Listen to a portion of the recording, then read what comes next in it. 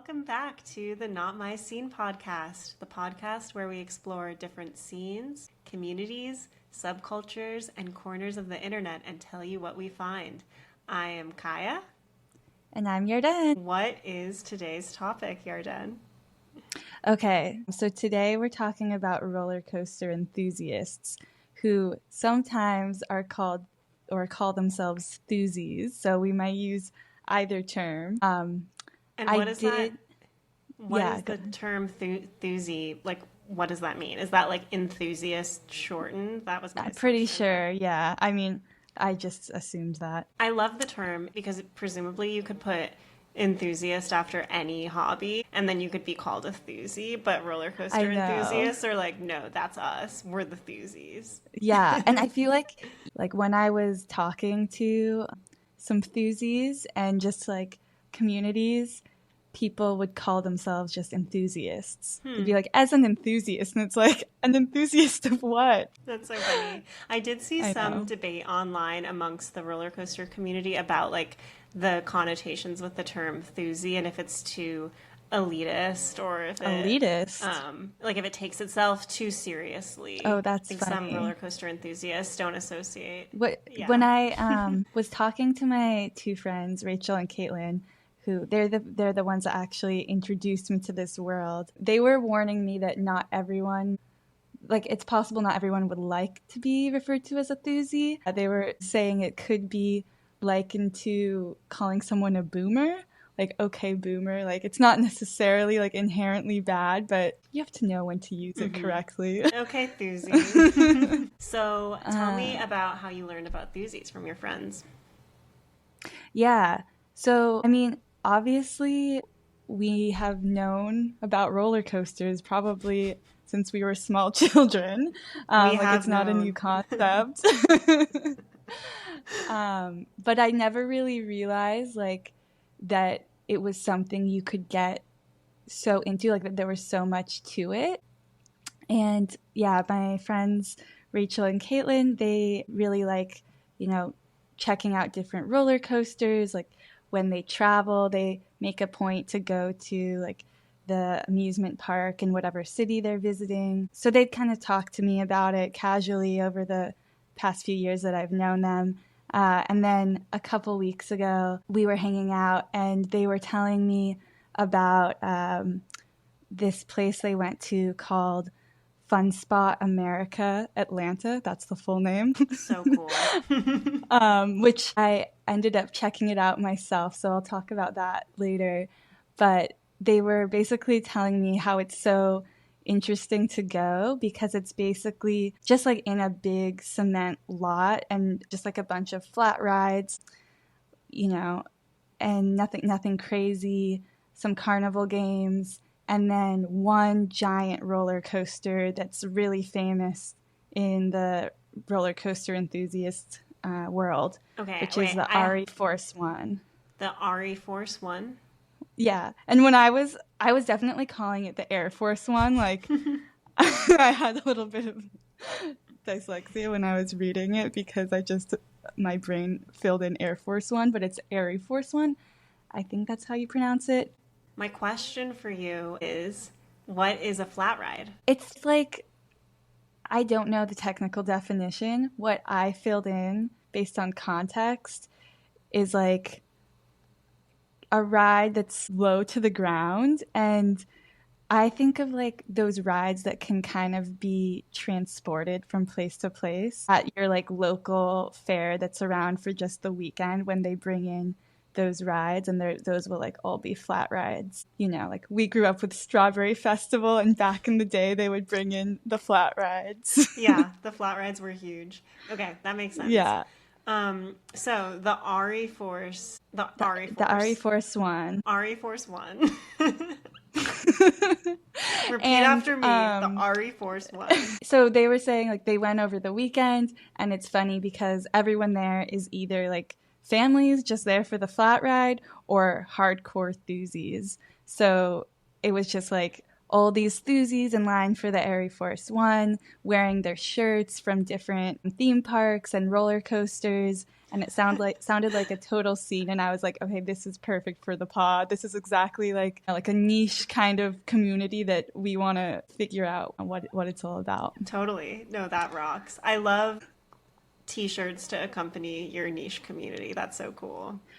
That actually seems like a big part of it. Like, yeah, it's a thing to get your t-shirts and wear it to the theme park so that thuzies can identify each other.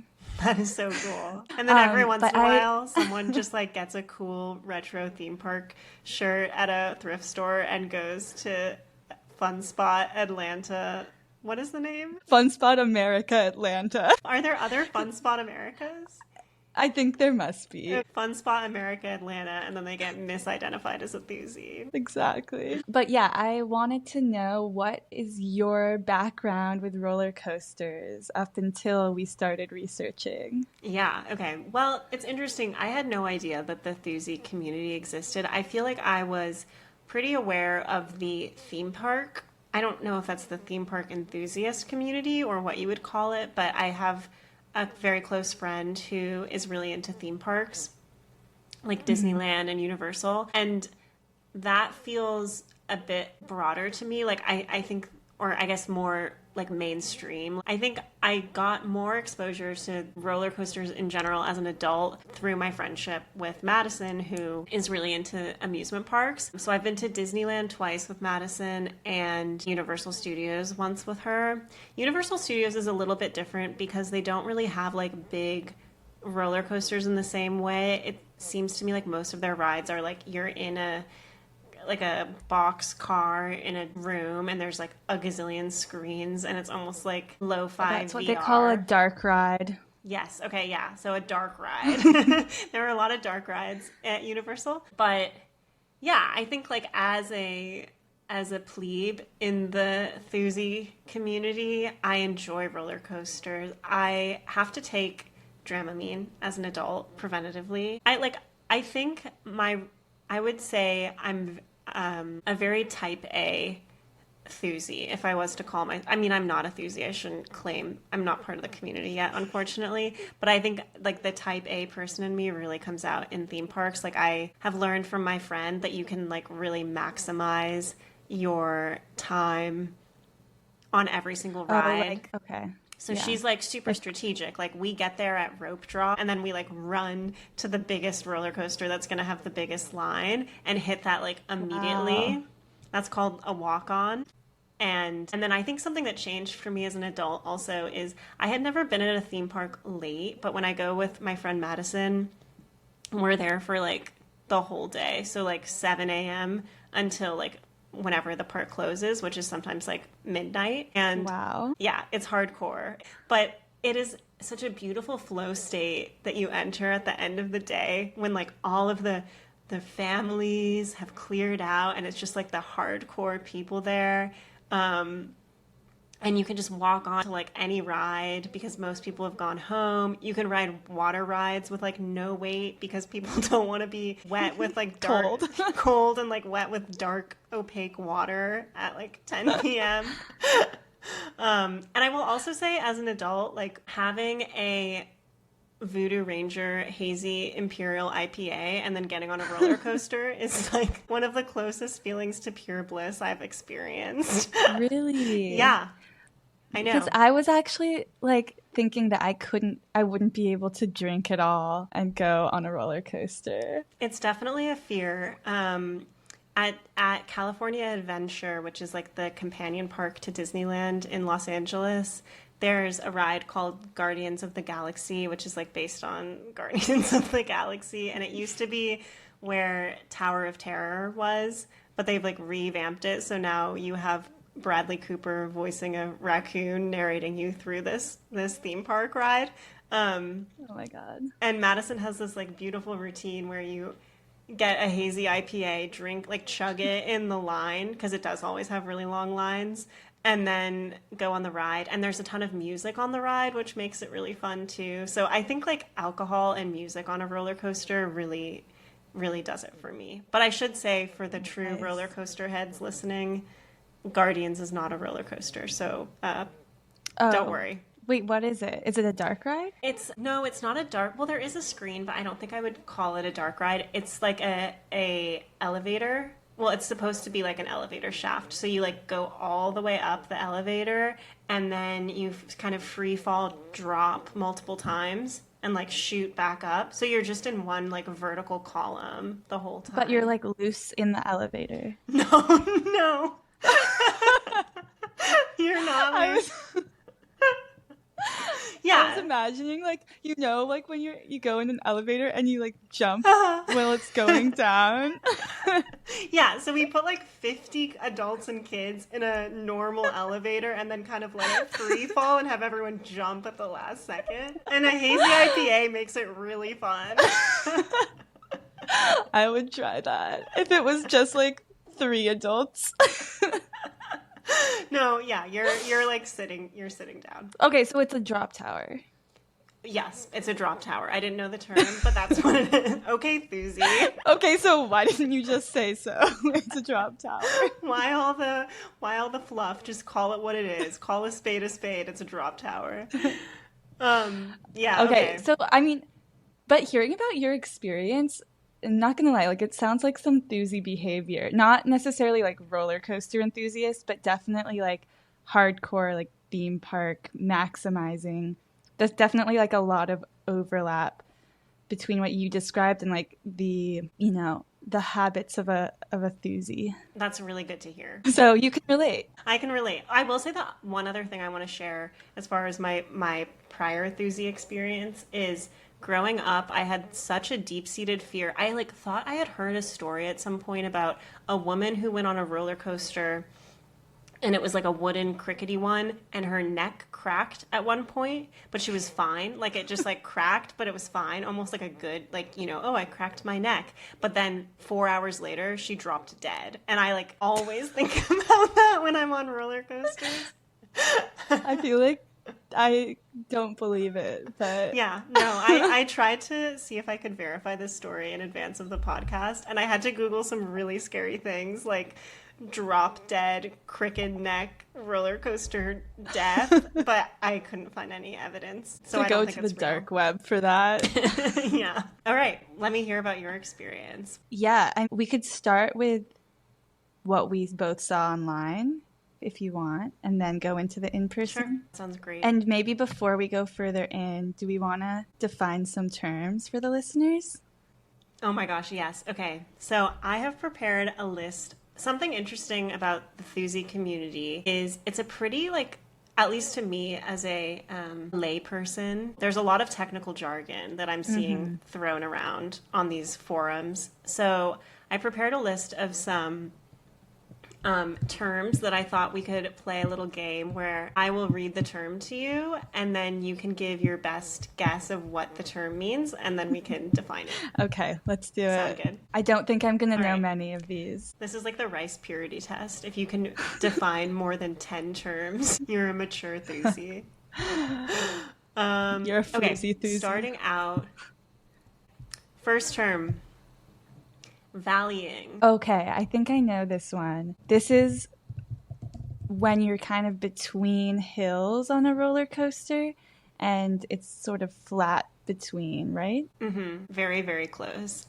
So I think specifically the verb. Oh, actually, first I should shout out. This is all from coasterforce.com, which has a full glossary of Thuzy terms, so thank you, Coaster Force. Love. Coaster Force defines it as when a roller coaster train fails to make it over an incline and then it valleys back and forth. Oh. So valleying is like almost like a failure of the roller coaster. Okay, yeah. The Thuzy I talked to did talk about that. Cool. Next one, trim brake. Trim brake. I am gonna guess that is where the braking is very fast, like it's trim. Like it's skinny. No, more like Skinny brake? like, oh, that was fast and sharp and trim. No, it's not that at all. It's actually kind of the opposite of that.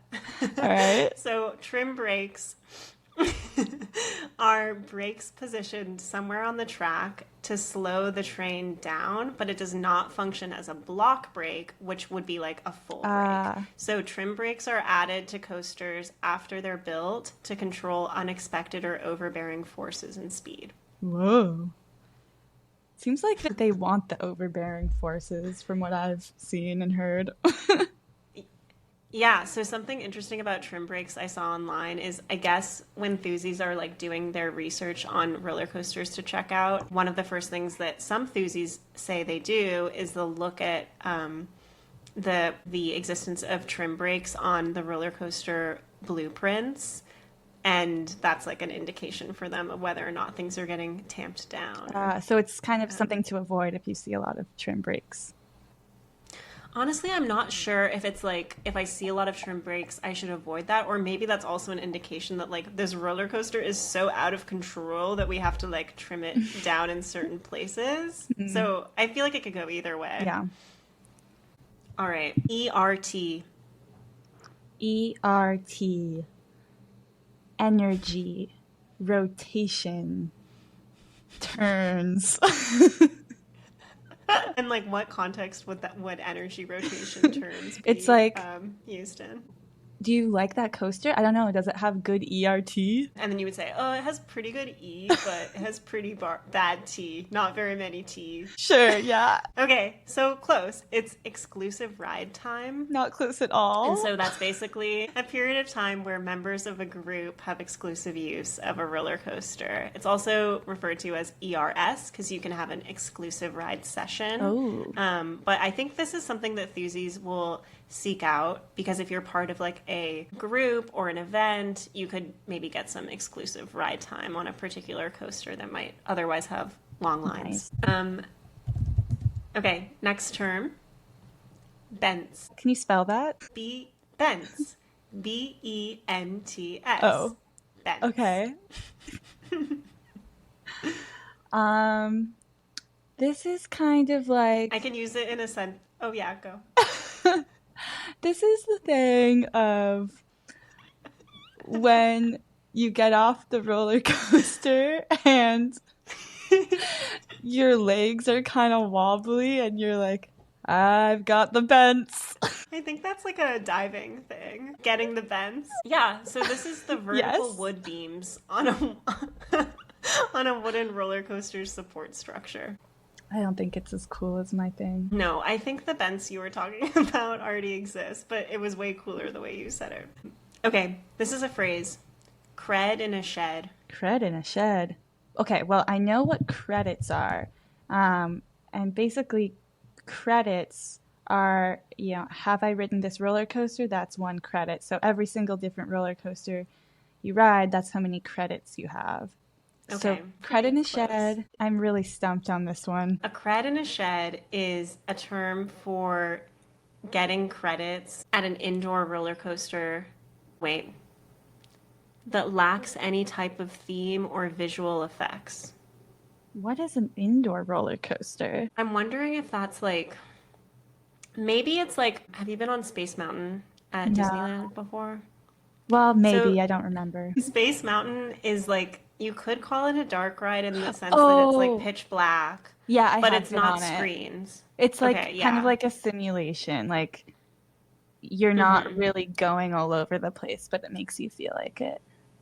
No, you are going all the way over the place. Like it's a physical roller coaster, but it's inside like a warehouse and it's pitch black with like stars. Oh, yes. Okay, I really sound like I haven't been on it. I haven't been to Disneyland since I was in 8th grade, but I do remember it. I believe you. And okay, so a cred in a shed. And then things start flying at you. Just blow my cover. Like, they slime you at the end, right? Oh, yeah. No, they don't slime you at the end. I'm not sure, though, if Space Mountain would even be considered a cred in a shed because it does have a theme, which is space. It's weird that it can't have a theme. I don't really get that criteria. It's just like a bare bones, like no fun. You just go into a building and you get on a roller coaster and it's just normal colors and there's no music and then you get off. It's not for fun. It's purely for creds. So true. That must be it. Okay. GP. Do you know what Yeah, GP means? Nice. general population. Very good. Very So that's what Thusi. Thusies call anyone that's not a Thusi, essentially. So you'll be like, oh, I was at Six Flags the other day, but it was mostly GP. Okay, Thusi. Um, riding politely. Whoa. Is that like if you're riding, but you're not like screaming or putting your hands in the air or anything, you're just sitting pretty? Yeah, That's so funny. exactly. It's like having a very calm demeanor and being very unfazed, hands clasped in the lap, no screaming, relaxed facial Very position. demure and mindful. Very demure. I wonder if that is like Thusi desired behavior. It seems to me like it's a nice way of flexing, like, Yeah, this totally. doesn't faze me. Yeah. My capacity for thrill is so much more beyond what you could even comprehend. This is nothing to me. I could sleep here. I'm going to Six Flags, but I will be riding politely the whole time, no matter the force I encounter. Um, okay, one last term, stapling. Have you heard about stapling? No. Okay, what do you think it means? Maybe it's like a type of uh like a way they secure you to the seat. Yeah, Yeah? right? Yeah, very close. And actually, very close this time. Yeah, stapling is this idea that, you know, when you're waiting in a roller coaster car and then the guy comes around and they push the lap bar down to make sure that you're like snug as a bug. Yes.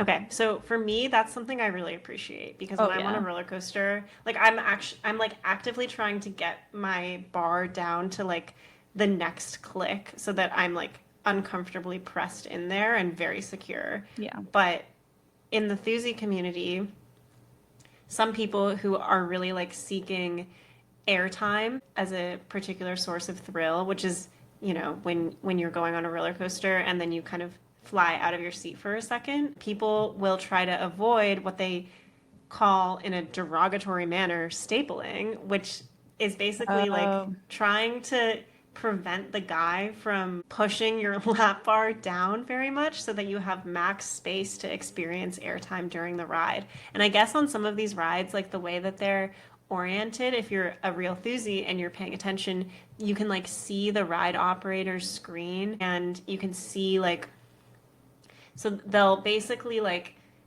keep, they'll pull their own bar down just far enough for it to like go green on the screen, and then like maybe the person won't come by and push down and you won't get stapled. Another yeah. alternative to getting stapled is like kind of being on your tiptoes when they come around and pushing your thighs up, and so they try to staple you but you are like pushing The way I your would thighs. never do that. Like that is the I last know. thing I would want. Um, I okay, know. this kind of brings me to a story I want to talk about, which, Please. okay, so I feel like this is kind of like the dark side of roller coasters. But I don't know if you heard, but like about a week ago, there was an incident in Arizona where this guy, he felt his like lap belt, or whatever it's called, like unclick when he was at basically the top of the ride before the first drop. And so he got out. He like he had like a few seconds, so he got out of the ride and climbed down. Like there was Oh my like god. he was like just in time before it started dropping. Oh my, that feels like not even a few seconds. That's like a millisecond to like, and where would you even go? There's like no Like there was like sidewalk on a roller no, there coaster. is like a catwalk thing, like at the beginning at Hmm. least. Okay. Um, Wow. but this was really interesting because like I basically joined a few different roller coaster enthusiast groups on Facebook and whatnot, and I first saw it there, and then I Googled it and watched like a news clip just like on YouTube outside of the enthusiast community, and all of the comments on the video there were like, "Wow, like this guy like saved his own life, like this is amazing." And then I go back to the Roller Coaster Enthusiast Club Facebook group, and the comments are completely different. And it's basically either people doubting that the story is real, like thinking it's somehow a hoax, or that the guy was faking, or that like he just kind of like got scared and regretted going on the roller coaster, so he got out, like, and he was actually like completely like secured. Or people saying like, this is so stupid, it's like it would have been way safer for him to stay in the ride and like either like hold himself on, or like he wouldn't even need to do that because the centrifugal force would have like kept him in his seat. Wow. I kind of side with the Thuzies on the second point.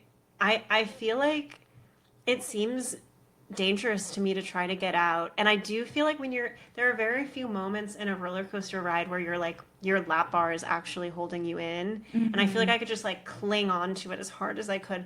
Also, that would be so scary though. That's like a nightmare to me. Yeah, that is a nightmare. But getting out, like, what if it had like shot forward while he was like halfway out? I know.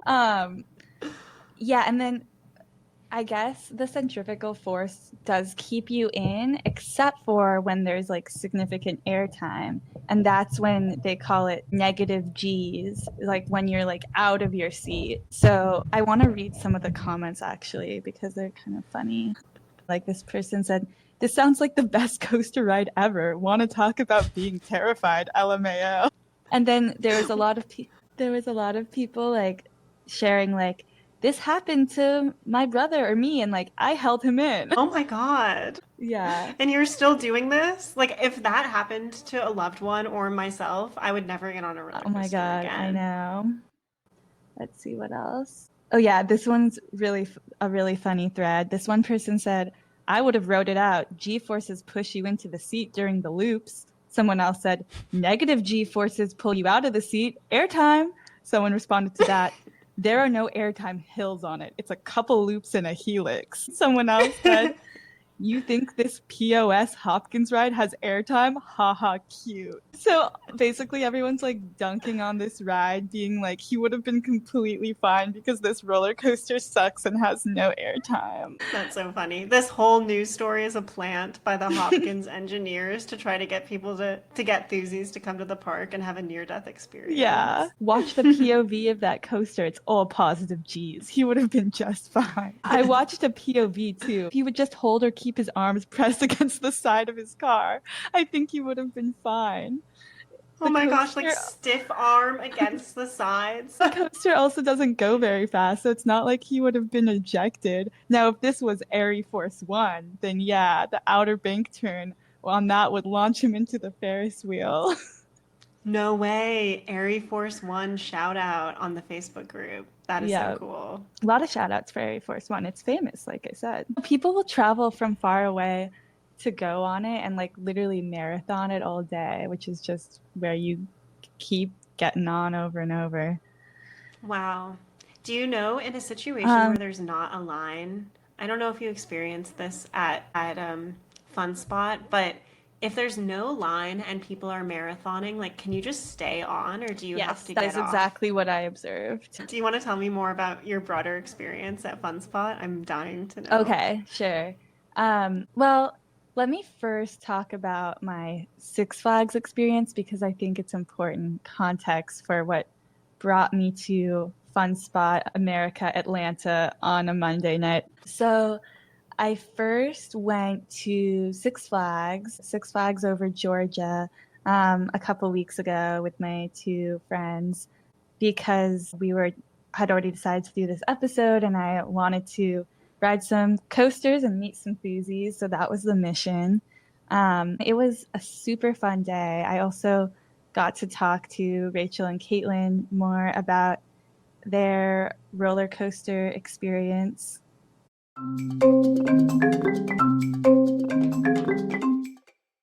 What's your favorite roller coaster? Honestly, I'd say Twisted Cyclone at this park. It's an RMC, which a lot of people love.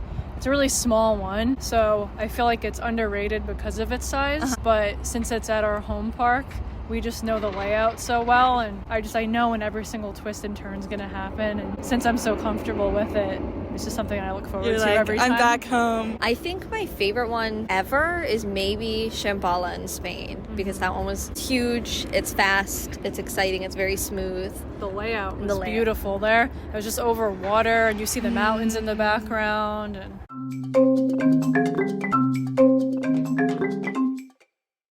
So they taught me a few things before going into the park, like the RMC thing, like that's one of the big makers. And they'll say like a ride got RMC'd, which is when this company, Rocky Mountain Construction, will like make over an old ride. And people, like roller coaster enthusiasts, really like going to those. Okay, cool. I was wondering. So we basically went into the park after that, and I was pretty terrified. I mean, I've definitely been on roller coasters before. It had been a couple years, and I probably had been on like a handful of them. Like my credit count was probably like, I don't know, like 4 or 5 before. So I was pretty nervous, and I definitely found that my brain went to worst case scenarios before going on the roller coasters. Like, oh, they checked everyone else, but they didn't check mine right, which is what happened to that guy in the story we talked about.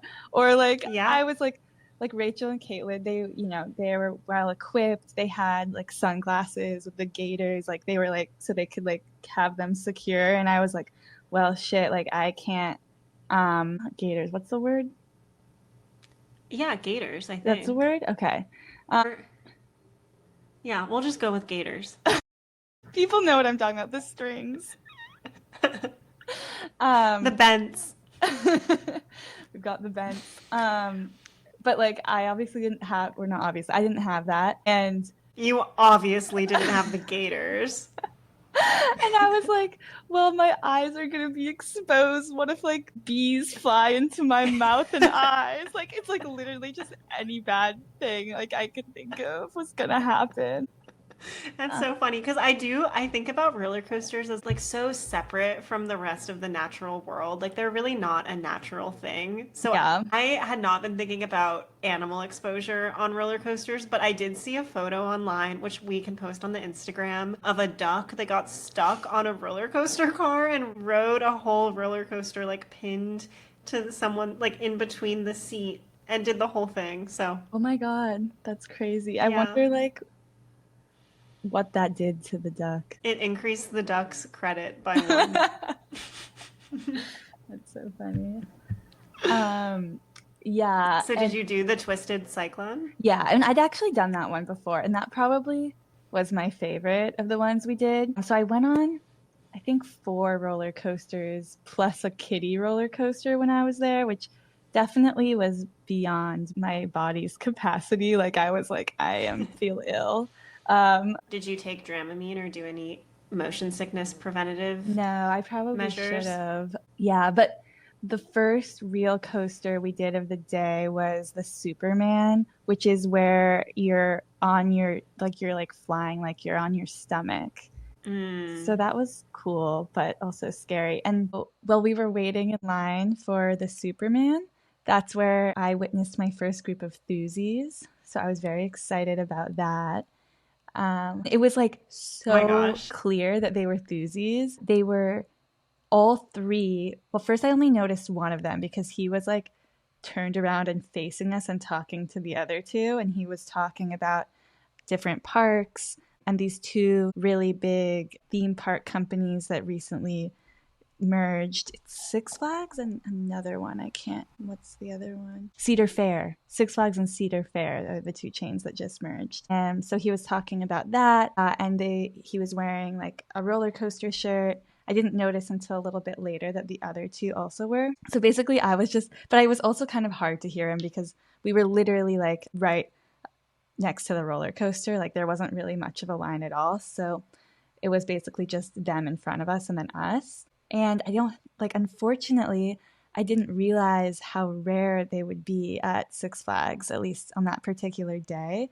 So I didn't jump on the opportunity to talk to them because I was like, oh, well, I mean, it's our first ride of the day and I'm already seeing them. I'm sure they'll be all over, or at least that I'll be able to find this group again. I mean, it's interesting to me that you say that, because when I think of Six Flags, I would assume that is a Thuzy park, because I think of like one tier of parks as like amusement parks that anyone would go to, like Disneyland, Universal Studios, maybe Busch Gardens, and then there's like Six Flags, which I think of as like roller coaster parks. But it seems like there's this whole other echelon of these like more local parks that have like one intense ride that Thuzies will like flock to. Yeah, totally.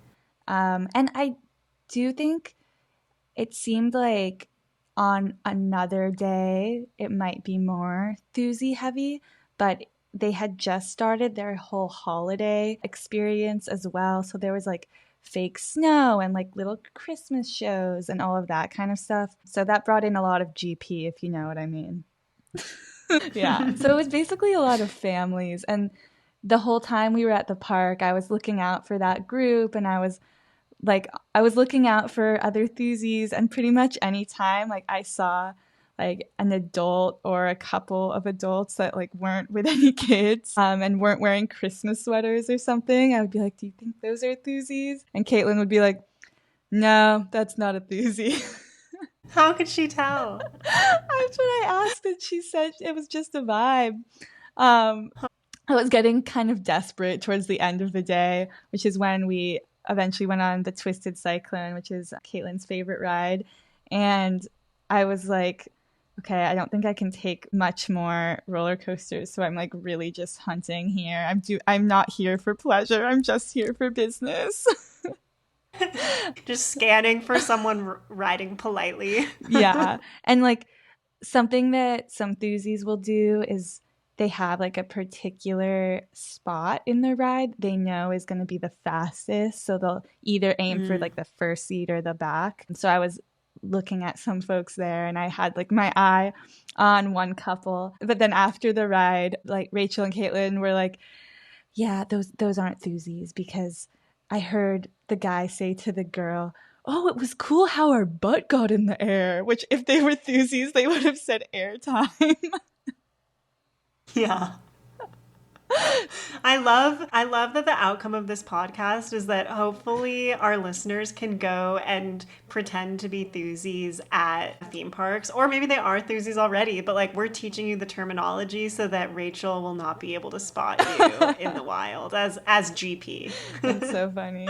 I would not want to be mistaken for a Thuzy and then get quizzed on all of my roller coasters. Well, maybe if you've listened to this podcast, then you know what to say. Yeah, I do feel like there is sort of a barrier to entry. Like you kind of have to have some experience before being accepted in the community.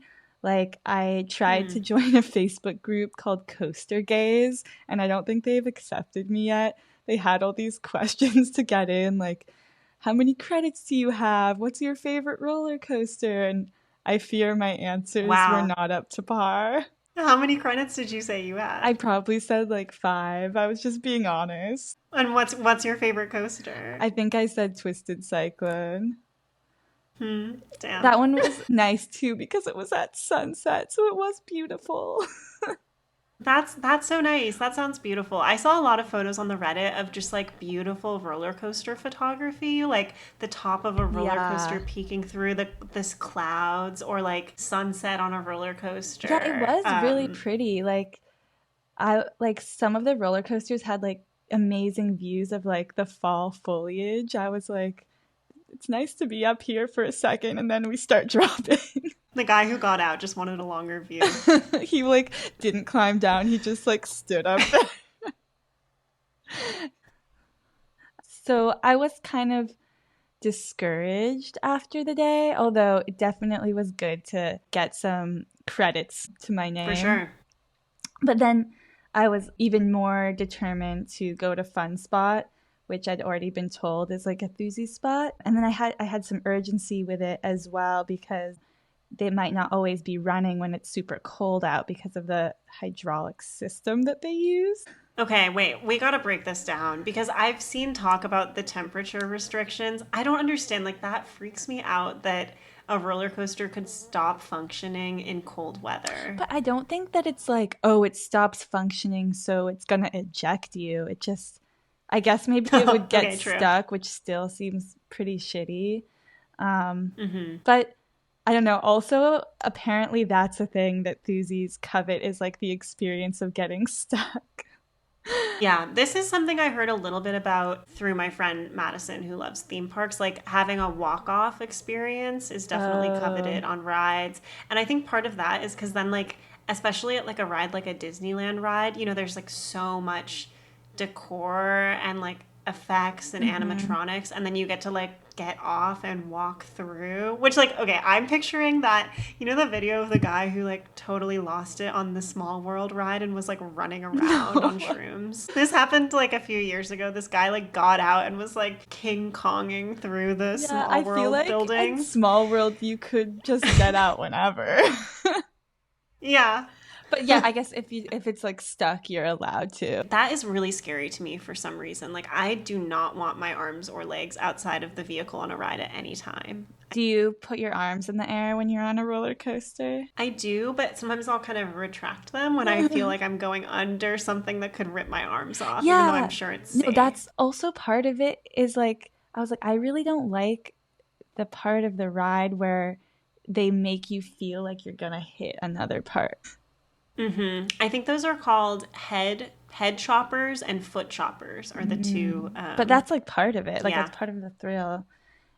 Totally. That's like a feature that Thuzies look for. Do you put your arms out of the roller coaster? No. I ride politely. Yeah. No, I'm definitely screaming. Polite body, screaming face. Yeah. So yeah, then I was like, okay, I need to go to Fun Spot. I have limited days because it's gonna get cold. And lucky me, it seemed like fate. They were staying open later the week of Thanksgiving. So they were open till 8, and normally on weekdays, I think they're just open till 6. So I was like, okay, I'm going to go after work. So I went by myself after my 5 to 9 routine as a podcaster. After realistic day in a podcaster after work. Okay, so you go after work. Yeah. And as I'm driving up, I'm like, is it open? Like, it doesn't seem open because it's literally so dark. Like, I would expect like the entrance to a theme park to be pretty lit up. I don't know, some signs of life. I saw the roller coaster. One would hope. Yeah, but I couldn't, like, I didn't see it running. So I was like already like, oh no, like, did I drive out here and it's not running? And then I was like pulling in and it said open, but again, it was like no signs of life. And like I pull into the parking lot, which is pretty big, but there's maybe like 10 cars, which maybe less even. But I'm walking through and it's so eerie. Like, it's dark. There are some lights, and then there's like creepy kind of carnival music, and it's like a little foggy out. I'm imagining like those TikTok videos of liminal spaces. Yeah, it was so liminal space. It was like literally just a random place, like right off the highway. There's hardly anyone walking around. There's a few families, maybe like 2 families I pass as I'm like walking in a straight beeline to the RE Force One, like a true Thuzie. And I get there, and I'm still like, is it running? And then, okay, I see it running, so I'm like, that's good. But it's really hard to tell, like, if there's people on it. And then I do hear a couple screams, so I'm like, okay, there's people. And, like, the funny thing about roller coasters is it's so fast. Like, I think the RE Force One is about 100 seconds, so it's, like, not even 2 minutes, which I think is pretty normal. And luckily, during my whole experience as a roller coaster enthusiast, I was never at parks where there were really long lines, because I think I would not have the patience to wait like an hour in line to go on a minute ride. Totally. So I'm kind of just waiting outside of it, and to see who gets off. And a few people get off. I kind of try to engage with them, but it's pretty clear they aren't Thuzies. They're just GP. They're like, oh yeah, it was cool. And then like, okay, well, I don't know if I'm going to find any Thuzies. Usually, I think the place you'd find them is in a line, but there's no line. So actually bad for me that there were no lines. But I should at least ride this famous roller coaster. So I had to go back to the indoor part and buy a ticket. And then I went back out. And when I came back, there was literally one man on the ride. And this man had... I mean, I didn't see him get on. It seemed he had been just riding it over and over. So, you know, he was marathoning it, but because there was no line, he just could stay on. And he was sitting all the way in the back and just completely, he was riding politely, the most politely you could ride. Like, no signs of emotion for someone that presumably loves this. So how long did you watch this man marathoning on the back of the ride? So first I wrote it.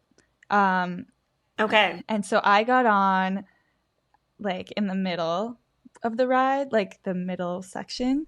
But because there was no one in front of me, like it felt like I was in the front, and I don't know if I'd ever had that experience on a roller coaster before, which that just made it feel all the more scary to me because I don't know, there's something about having people in front of you where you're like, they're going to experience it like a millisecond before me, and that's comforting.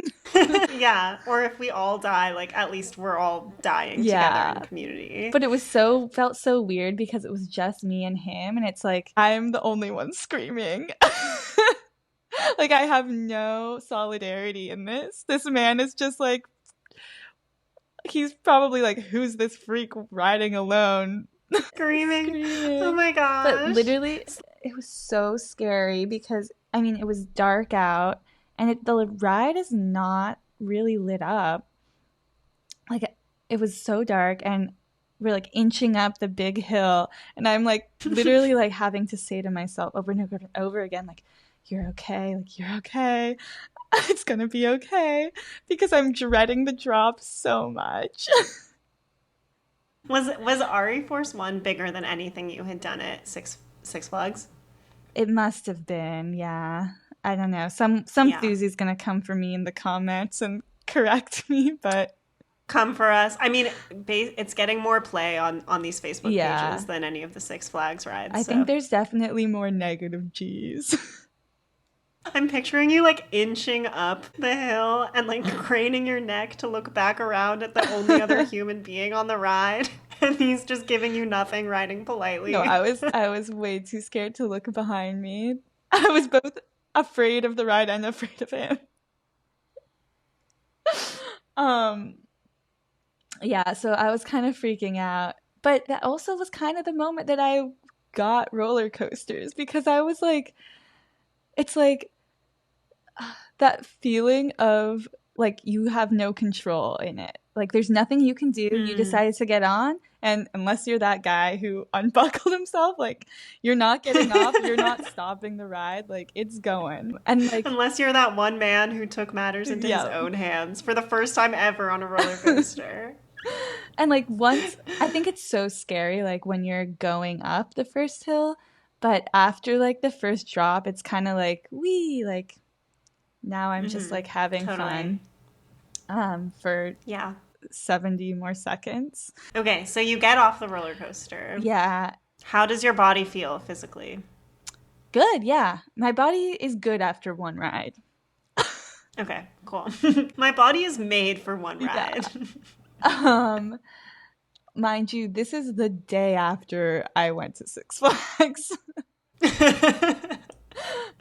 Oh my gosh, this reminds me of something I have to raise right now. I saw a TikTok of this woman who had identical twins who said that the way that she got her twins was by riding a roller coaster, and the jostling motion of the roller coaster had the physical effect of splitting her egg. And so she had twins. And then like a bunch of people in the comments were like, I had the same experience. I rode a roller coaster and I had identical twins too. But I did do more research into this, and that's like totally not. Yeah, it's like, not how a does she thing. know that's what made the egg split?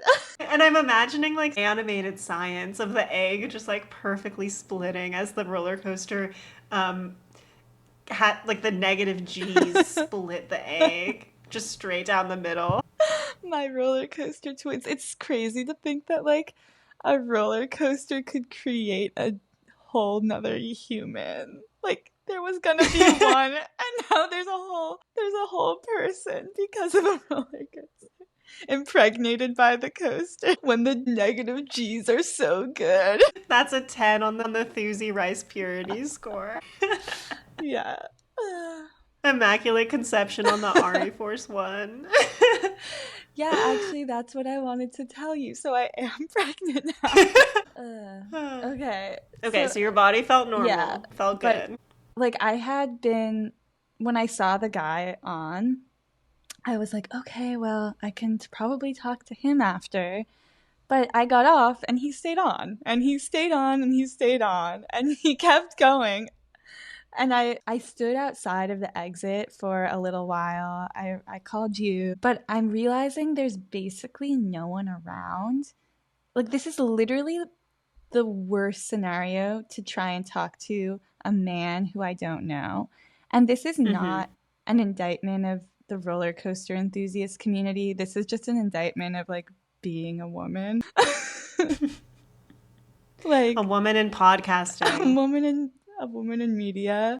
So there's no one around. There's no one like literally around. nobody. It's so dark. And I don't know how long I'm going to have to wait for this guy. Probably until they stop running the ride. Yeah. At this point, Yarden calls me and she sends me photos of like her POV, and it's like the scariest thing I've ever seen. Like, I honestly can't believe they have such sparse overhead lighting at this place. It actually looks like I know people seek out abandoned theme parks as like a fun, spooky thing to do. There is no need. You can just go to Fun Spot on a Monday evening and you will have the same experience. Literally. So It was like completely desolate. yeah, we'll put some of the photos on the Instagram. Yeah. Yeah, so I was basically like, I called my girlfriend Donna, and I was like, what should I do? She did not hesitate. She was like, leave immediately. So I was like, okay. And I walked briskly to my car, disheartened again. But permanently physically changed after being impregnated on the Ari Force One. After being excited to welcome little Ari Force One. Little Ari Force 1.1.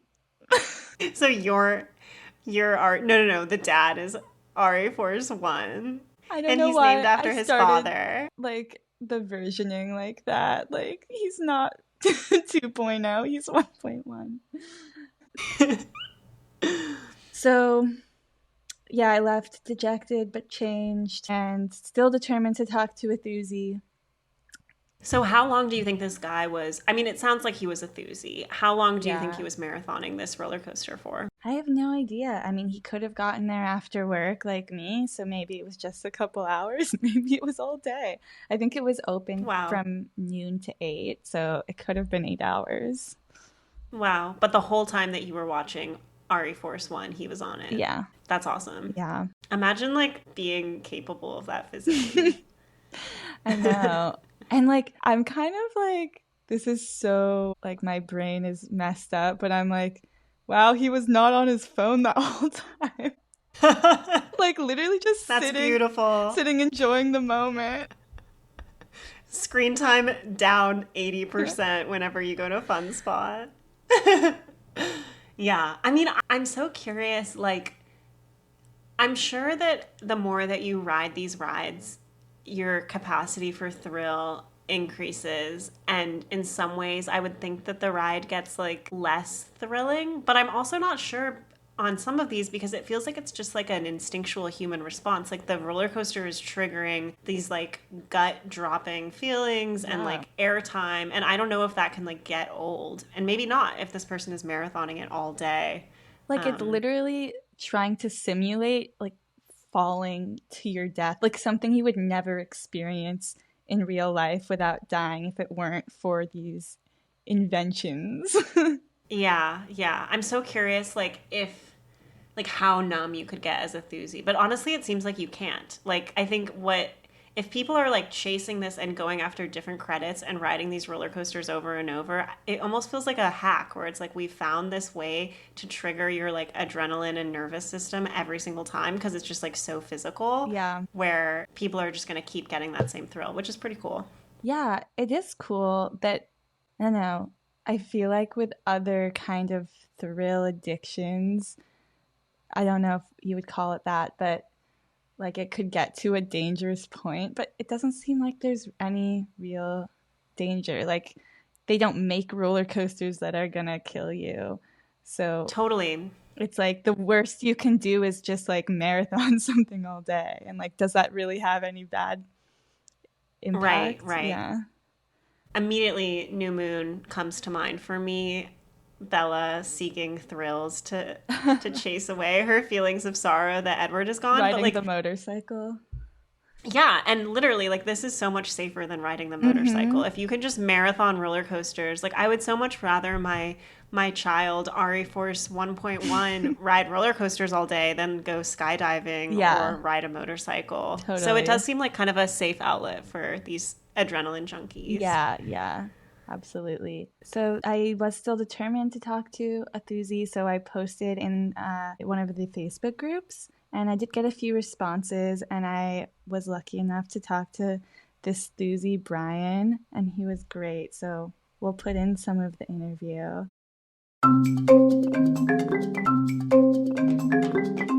So I will admit I'm terribly afraid of heights. Really? Like, yeah, so it's really weird. So like as you go up the lift hill, if I look out on the horizon, I get vertigo. But if I look down or like down the side of the track or whatever, like I'm good because it's just like I have that perception. That's interesting. Of course, all of the thoughts and everything like go through your head. What if this breaks down? Am I going to have to walk all the way down these steps? You know, all this stuff, right? Like if it breaks down, are they going to be able to get it back up and running and just throw us over the top of the lift hill? Or am I going to have to walk down these steps? All that stuff goes through my head every time I go up a lift hill, and I hate it. But as soon as you go over the top, that's it. It's game over. It's on. I mean, I experienced the same. Do you think that fear is kind of part of what makes it fun? 100%. Yeah. The having that fear. I ride roller coasters to let go, right? Because I am in so much control of so many different things in my daily life. And when I get on a roller coaster, I don't want to hold on. I don't want to like it. It's my ultimate experience to let something else take control of everything I am. Yeah. Because at any moment, I mean, shit happens very, very rarely, but stuff does happen. But like it's super unlikely that my restraint comes open. Right. Is it possible? Sure. Probably like less than a 1% chance. Is it a possibility? 100%. And that to me is just like it lets me just live free for 1 minute and 53 seconds. Yeah, that totally resonates with me. Like that is what I felt as well. I was like, this is cool because it's totally out of my hands. Like there is nothing I can do. This ride is going. Like even if I'm like slightly regretting it as I'm going up, like I'm on it now. I regret it every time, and then I go over the top of that lift hill. I'm like, yes. Yeah. How did you like first get into roller coasters, and like how long have you been into them? Okay, so I'll start, I guess, at the very beginning and my transformation into an enthusiast. My very first roller coaster was, I think I was like 8 or 9, was the Jackrabbit at Kennywood. Kennywood is my home park. So I grew up in Pittsburgh, so I loved it, but I was terrified of it. And I rode that. I rode the Racer. I rode the Thunderbolt, but I would never ride the Steel Phantom in its original form. And my sister loved that ride. She could not get enough. Every time we went to Kennywood, that's all she rode. I didn't want to ride it because it looked too tall. I was too afraid of it. Fast forward a couple years, my mom gets remarried to my stepdad, and he's a roller coaster enthusiast. We go on this trip. We went all up and down the East Coast. I think we went to like 4 or 5 parks in a week, all up and down the East Coast. Mm-hmm. And I got a lot of rides in that I never imagined were even, like, I didn't even know they existed. You know what I mean? Yeah. So it was like, oh, this whole new world to me. So I went, okay, well, ridden all this crazy stuff. Let me go back. I'm going to ride Steel Phantom. Yeah. So the night that I went with my sister, we went to Kennywood. I wanted a night ride. So I said, okay. So we got in line. As we were walking in line, it wasn't even a long wait. We were walking to the station in the queue. The ride breaks down, and it's the last night the ride was open as the original Phantom, and they shut it down forever. Whoa. And I was like, I was so upset. After that, I vowed to never miss an opportunity to ride a roller coaster if I had the opportunity ever again. Because you never know when you can look at a piece of history. Granted, it's a small world, but when you look at a piece of history like the Steel Phantom, for instance, I mean, it was a record holder for years, and I never got to ride it because I was too much of a wimp. And that's okay, but at the same time, it's like, how many people rode it before me and had no problems? So when the time finally came for Phantom to reopen as Phantom's Revenge, I went opening day. Didn't even want to take a chance. I went opening day, and I was like the 5th in line, and I rode it front seat first time. Terrified me, but it was so good. Yeah. And it's still actually in my top 10. And then on top of that, in the meantime, went to Cedar Point, rode Millennium Force the year it opened, just kind of history from there. So How old were you then when that kind of started? I was about 12 when I started to really get the itch, but then I was 14 when Millennium Force opened. So yeah, as soon as I rode Millennium Force, it was just, I've already ridden the biggest, baddest coaster there is. Like, what could hurt me? Yeah. And you've just been into it ever since. Yeah. And I used to keep like coaster count. So a lot of enthusiasts will keep count of the different roller coasters they've ridden. The credits, right? Yeah, credits. Yeah. And I used to, like, vigilantly, but I'm too old for that. I've been too many places. I'm 38 now. It's just like, have I ridden it? Yeah. Okay. Like, so you don't know your credit count? So when I stopped counting, I was around 350. Whoa. Yeah. So yeah. I've been all up every park up and down the East Coast, most of California, except for the Paramount Park that was out there. I spent 4 years stationed in England. So I went to Alton Towers, Thorpe Park, a couple other small parks. I actually rode the world's oldest wooden roller coaster, which is in Yarmouth. So that's pretty cool. Handbrake operated. That would scare me. No, it was really cool. Yeah. But yeah, as far as like coaster count now, like I don't know. I'm not much further ahead than that, but probably close to 400. Are your like friends, family into it? Yeah, so my wife will ride anything that she has knee problems, so like anything where her feet don't hang really, where she can like kind of drop her feet, she's fine. Yeah. She'll ride whatever. She rode Fury 325 with me, had no problems. My stepson will ride everything.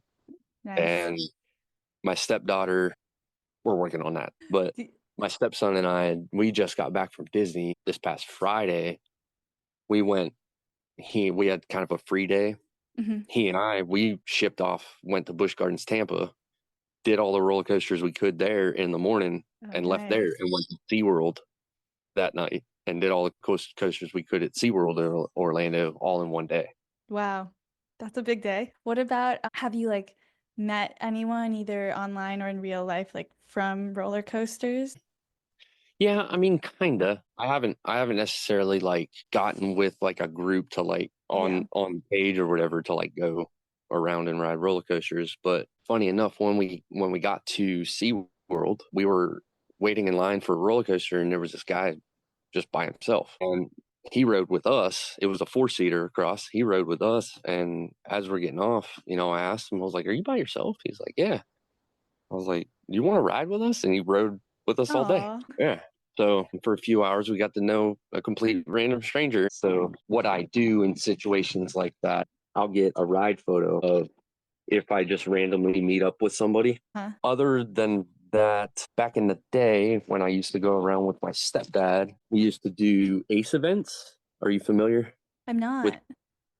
So ACE is American Coaster Enthusiasts. It's like Okay. a club, and they have like special days at parks, right? Mhm. So the big one that I went to with him was CoasterCon at Cedar Point.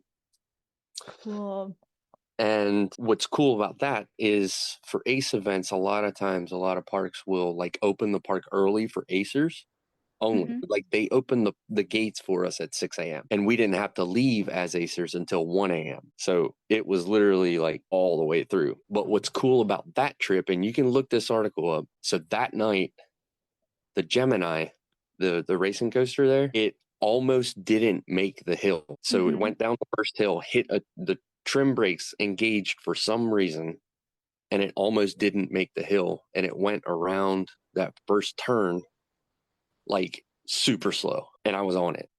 And there was like an article in the newspaper about it like the next day, and it was kind of cool. Is that But yeah? Is that like your craziest coaster story? yeah, that's probably the closest. Yeah. What was funny about it is that as we're like kind of creeping around the turn, everybody in the trains are like, stroke, stroke, like on a boat. Okay, cool. So you've been to some of those events. Yeah. Yeah. Yeah. I've been to two. Yeah. They really do it up. So like how many people do you think will be at one of those? I mean, obviously depending on the park and availability, but for the one at Cedar Point, I remember it was like 500 people standing out the gate at 5:30. Wow. It was a lot. It was a lot. Yeah. That's so So cool. I did want to ask also, how do you think being a roller coaster enthusiast influences the rest of your life? So anywhere we go, it's like, is there something that I can hit that's within reasonable amount of time? So Yeah. like for instance, on my way home on Sunday, Atlanta was a 2.5 hour diversion. So Mhm. I was just like, I'm hitting Fun Spot on the way home, try and Yeah. get this credit, so that if I can fit it in with the family and everything, I'm gonna do it. And it kind of harkens back to like, I'm never gonna miss an opportunity ever again. And it's not just roller coasters, it's life in general. If I have the opportunity to do something, I'm going to try and do it. So it's like if I have the means and I have the availability, then I'm going to try and make it work. So it's, I guess you could say that having that, I guess, FOMO, fear of missing out on a ride, has kind of like trickled into everything else. Yeah.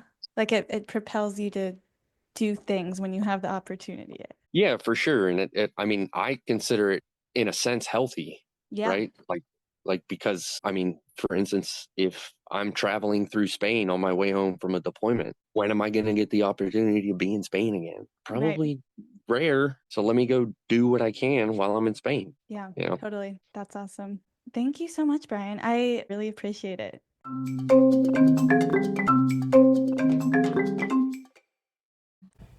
That was so cool. Well done, Den. And thank you, Brian, for being willing to talk to us. It's awesome that we got to speak to a member of the Thusi community Yeah, IRL. it was great.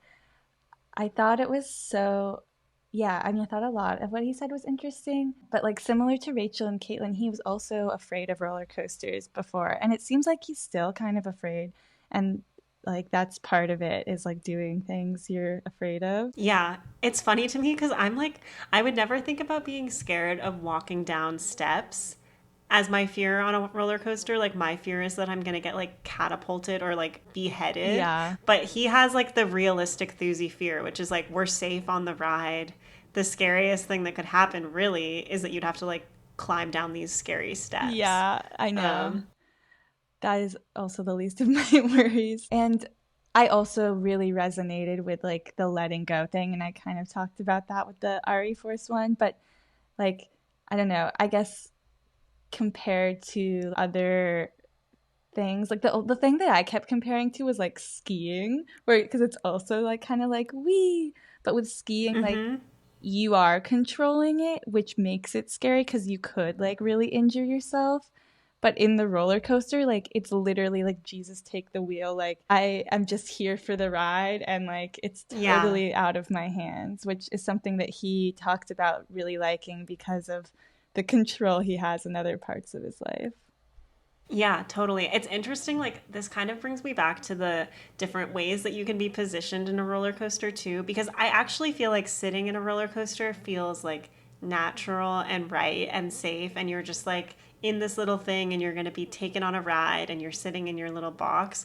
But like, I just keep coming back to the idea of having to like lay down in a roller coaster is so wrong to me. Or like I saw something online about like stand up roller coasters, which that is like horrible. And I feel like that's like, it just feels like a crime of nature. Like you shouldn't ride roller coasters standing up. You shouldn't like get pap smears standing up. Like there are things that you should be sitting down. Like we have positions to do these things, and to like stand up for it just feels so, it's like, you know, when people talk about, oh, what if we like engineered cars so people were standing in the car the whole time? Yeah, like why would you want that? Yeah, I feel like, well, Rachel and Caitlin were saying like roller coaster companies and like theme parks always want to be able to say like they're the first to do something or like have something like innovative. So I feel like an easy one is to just be like, you're laying down or you're standing on this one.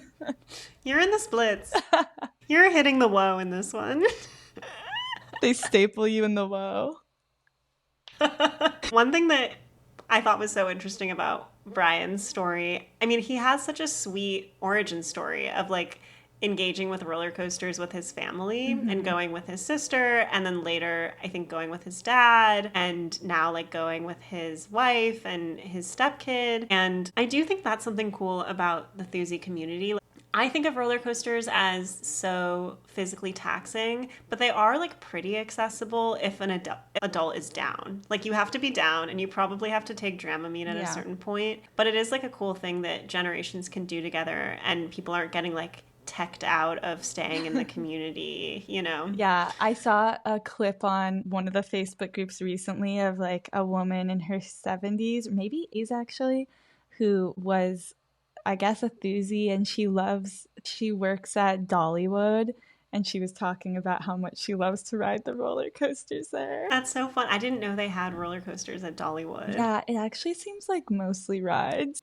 Huh. They staple you as Dolly. They staple your hair big. And your boobs huge. They staple your big naturals. I can't believe, I mean, 350 credits is amazing. I know. I was blown away by that number. Yeah. That was really cool. And like he was so casually like, yeah, like Atlanta was a couple hours out of the way, so obviously I was going to go. And this is how I know I'm not cut out to be a Thusi. I'm like, I would never drive 2 hours out of my way to go on a roller coaster.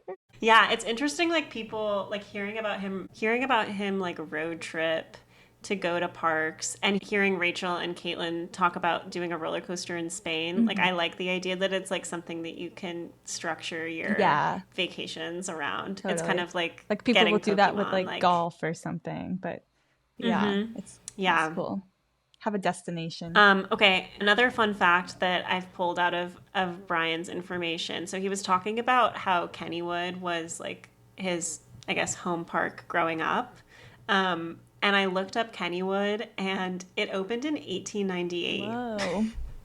Isn't that crazy? Yeah. So it's designated as a National Historic Landmark, and it's built on the location of the July 1955 Battle of Monongahela. I've never heard of this battle, unfortunately. Commemorate this battle. We're going to experience some awesome negative G's. Hell yeah, brother. Yeah, I mean, it's just such an old place like that. I don't think of theme parks or roller coaster parks specifically being They're both like historical yeah, places. I feel like they're stuck in like a middle time. Like maybe like these early 2000s is like the yeah. time they belong to me. Yeah, I was Maybe that's thinking just about because that that's when too. we were little kids and that's when we really like wanted to go to them. But I don't know, like when we started to really make leaps and bounds in terms of like how to get these negative G's and these like, Yeah. the sleeker like steel roller coasters. Like I do feel like older roller coasters are crickety and wooden and a little more Yeah, scary. Rachel and Caitlin were like, we do not want to go on the wooden one. Like those are not fun. Like they're so rough. Yeah, yeah. I mean, he also talked about doing what was the American Coaster Enthusiasts Society? Like, yeah. I don't know, society or club. They'll have like events where they take over a whole theme park. It was funny because I was like, do you meet other people from the community? And at first he was like, no. And then he was like, but I do go to these giant events that are all enthusiasts. I was like, okay. Yeah. And his story about meeting the guy who was single ridering and then like hanging out all day was so sweet. I really loved really that. Wholesome. And he keeps the pictures of like he'll buy the physical print of the pictures together and keep it. Yeah, that is so cool. It is a nice community or a nice hobby to pursue, I think, like in the sense that it is something that you could do alone if you really loved it, because like it's one of those rare things where it's actually like set up for single people in some cases, where you can just skip the line and go in the single rider line, and like no one's ever going to look at you weird because you're there alone, because plenty of people will do that either way so that they don't have to wait in the line even if they're with a group. So I do feel like, like going to a movie alone, you could ride some roller coasters alone for sure. What are any other takeaways from the Thuzy community? I feel like my main one was like the letting go. Okay, I feel like there could be like, those like, I don't know, they're on like mugs or like wall art stuff that's like what I learned, like things to learn from a dog. But like I feel like there could be one that are like life lessons from a Thuzy. Number 1, don't be a wimp. Number 2, enjoy the ride. Number 3, ride politely. So would you? Would I be a Thuzy? Would you be a Thuzy? Yeah, I think for a lot of the reasons I've kind of said throughout, I don't think I could. Just because I don't have the patience to wait in lines, or drive out of my way, and my body can only take like 2 rides and then it's not enjoyable anymore. But I think it was something fun to get into for like 3 weeks. Like it was fun to be a Thuzy for a few weeks for sure, and I'll definitely ride more roller coasters in my future, and I think be on the lookout for any Thuzys that are spitting Thuzy terms and just observing the different forces with a sharper sense the next time I ride. Yeah, definitely. I agree. I don't think that I could be a full-fledged Thuzy, but as an enjoyer of amusement parks, I'm definitely going to be more on the lookout for Thuzys in the future, and I want to connect with them IRL. All right. Well, it's been fun. It's been fun. Ride on. Ride on, brother.